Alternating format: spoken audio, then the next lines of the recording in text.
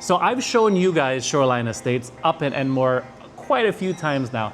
You'd think there'd be no questions left, but I still get questions every day. I thought I'd go straight to the horse's mouth. I'm here with Ryan. Ryan, tell us all about Shoreline. What can we expect? What can people expect from Shoreline Estates out in Enmore? We really try to explain to people that it's all about a lifestyle. Right. So here at Shoreline Estates, we've changed the way that you think about residential living, because we now included a lot of amenities and services into the compound, which for the first time in Guyana, you have that.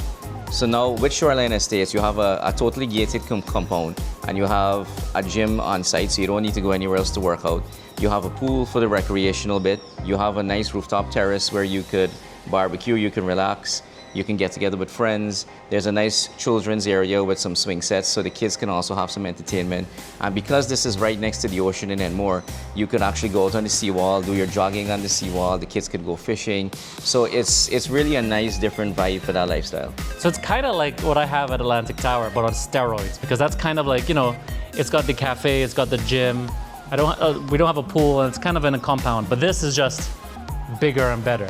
Yeah, because this really puts it towards more like resort style living. Nice. So the concept that we try to work on is to really bring that Caribbean resort vibe to the residential living in Guyana.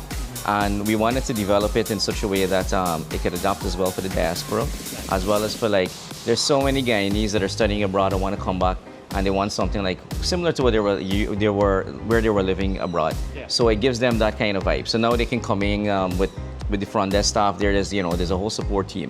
You have security, you have cleaners, because housekeeping is also part of the package, where we can include the housekeeping, we can help with groceries, transportation. Yeah. You know, I think that's the most underrated part about like Atlantic Towers, and definitely about Shoreline, is someone's always there to greet me. There's always security.